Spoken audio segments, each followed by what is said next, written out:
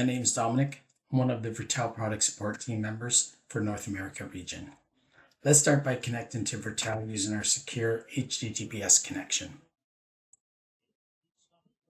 Virtel will display the following logon screen. As you can see, there's a header and a footer area. These areas can be customized with the company logo and titles by your Virtel administrator. You can also add your company disclaimer in the footer area. The Virtel administrator can also add a broadcast message if they need to communicate a scheduled upcoming outage to all users. Virtel can also be set up to go directly to a VTAM USS tab or any specific session manager and bypass the initial logon screen. Let me log on to Virtel using my mainframe credentials.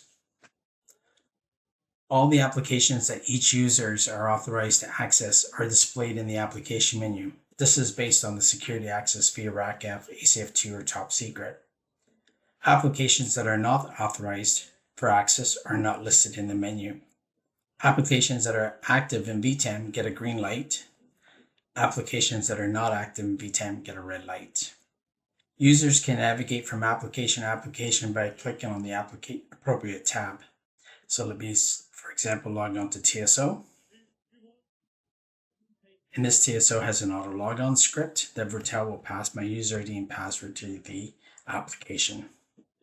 I then could go back to the application menu, select another application. In this case, I'll log on to Kix. And in this transaction, it's not only logging onto Kix with my username and password, but it's also clearing the screen and entering a transaction. Now the user can tab back and forth to each application by just clicking on the tab menu. The tab menu, we've added the application name that they connected to.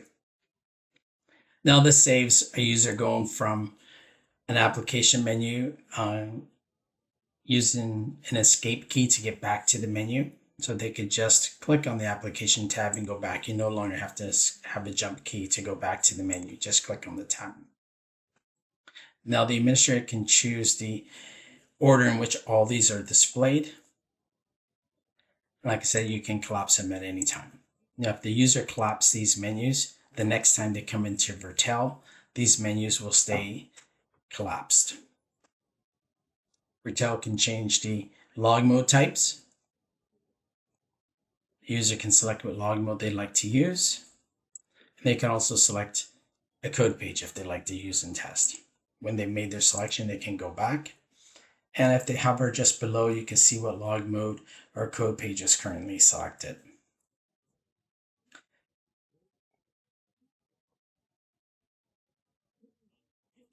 Now Virtel can also use PF keys to select you into applications, similar to what TPX does as well. So for example, PF3 here is set up for VTAM switch. If I hit PF3, it will log me into that application.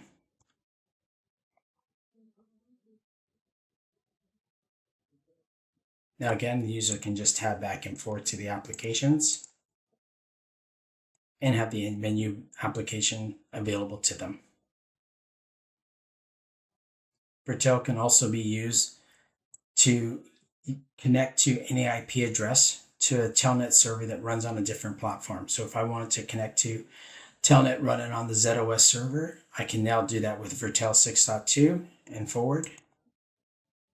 Virtel will be used as a client connecting to the TN3270 running on the mainframe.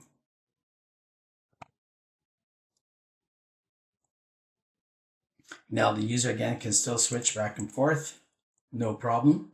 But if the user was working and all of a sudden click the application menu bar, they could just open up a new tab, reconnect to Virtel, sign on again, and it'd be like nothing happened. They can then go ahead and log on to any other application again. Let me log on to Kix using a pass ticket. Virtel supports pass tickets and logs me on using a pass ticket. Go back to the application menu. And as you can see, this is a perfectly viable solution to replace any 3270 session manager. I will close some of these sessions just to get them out of the way.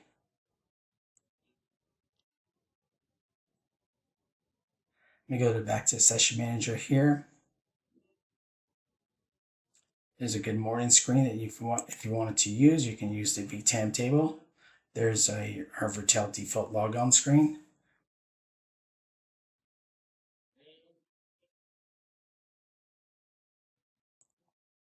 Now let me go to TSL.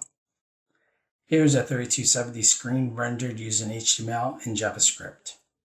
So for the user, the average user, they wouldn't notice anything different. They would see that Virtel looks like a 3270 screen with a couple differences, the URL at the top and the Virtel toolbar. Virtel can utilize hotspots. So if you wanted to use hotspots for PF keys, you can do that as well. Let me turn them off.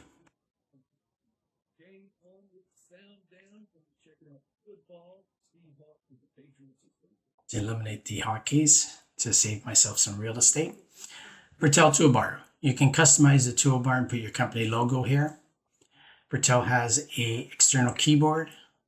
So if a user wanted to use any of these functions, they can do so. This is great if you're using an iPad or a tablet. Having the onboard keyboard does help with the tablets for sure.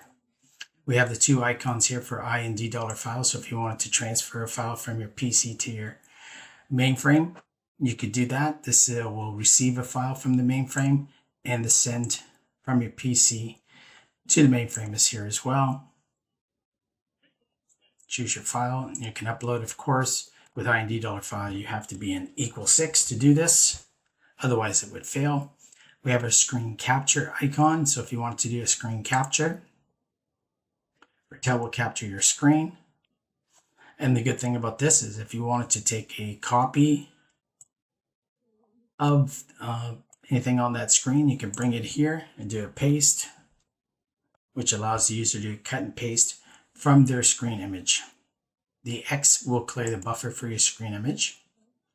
Great if you have a user that's into Kik's application and they have several screens, but they want to go back to a previous screen to grab some information that they need for a subsequent screen. If they have the screen capture on, they can scroll through their screen capture. You can print it, and you can cut and paste some data from a previous Kik screen and utilize that in your current screen. We have our settings icon. This is heavily used by users. This is where a user can go in and customize their key mapping. What do they want to use for enter? I use enter as new line, and I use the control key as enter. You go back to general keys. Users just can go and make their changes. I have my mouse wheel set up for PF7 and PF8. We have this all documented as well in our documentation tab that's here. So user could click on here and look at all the icons to see what they do and how to utilize them. We have our macro record, macro playback button. If a user clicks on the macro button, you can record something. So let's do a quick demo. Click macro.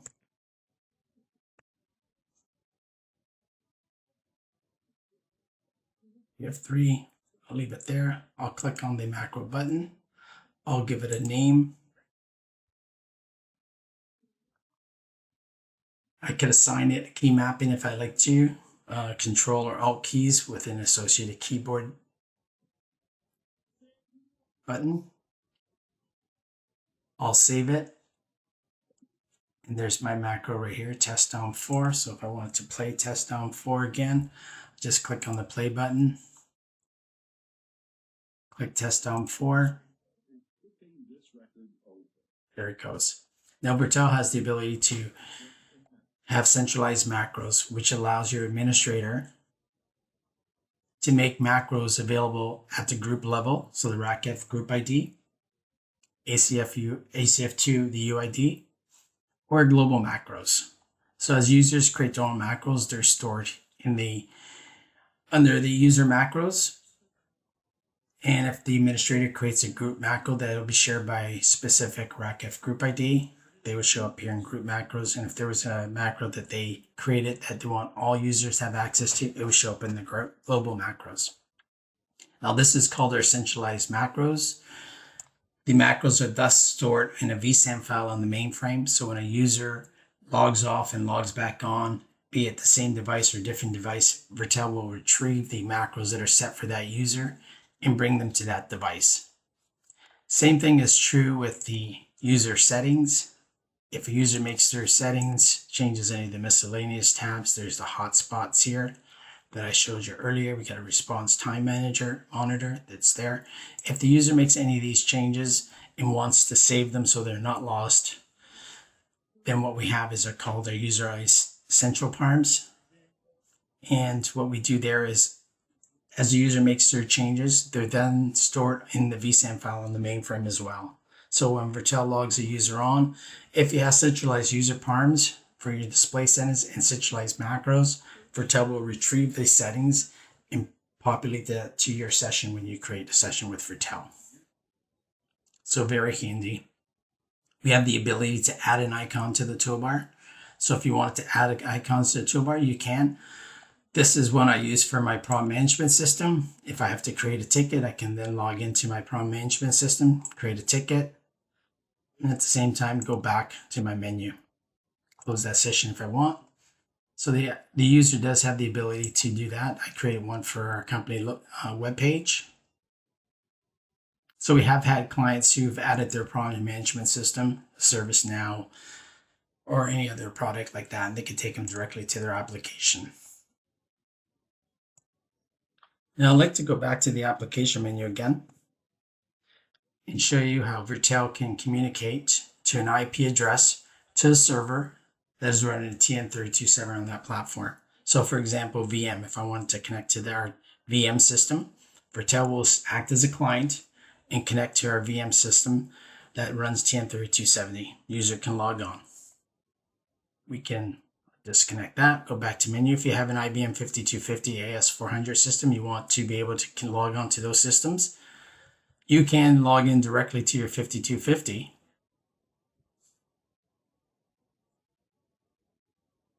from Virtel.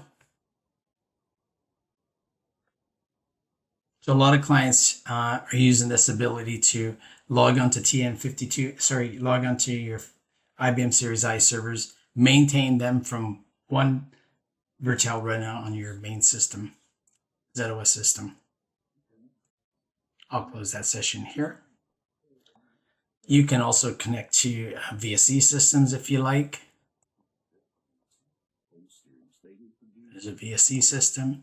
You can also connect to OSA ICC console as well. We have clients who are using OSA ICC consoles, so they've set up Virtel to connect to each of their consoles. Of course, Virtel is only an alternative. If you need your OSA ICC console for an IPL, you do need to retain some thick clients so you can log on to your OSA ICC console. Again, if you want to minimize it, I've chosen to make the icons for my 3270 sessions in blue, just to keep them separate from the green and red.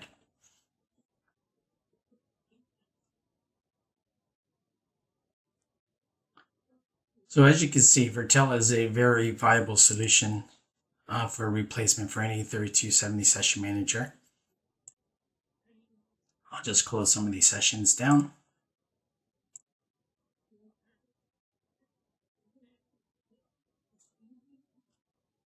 If you have any questions, please let us know. You can reach us from our website. I hope you enjoyed this little session tour, and if you need to have some more instructions, please let us know.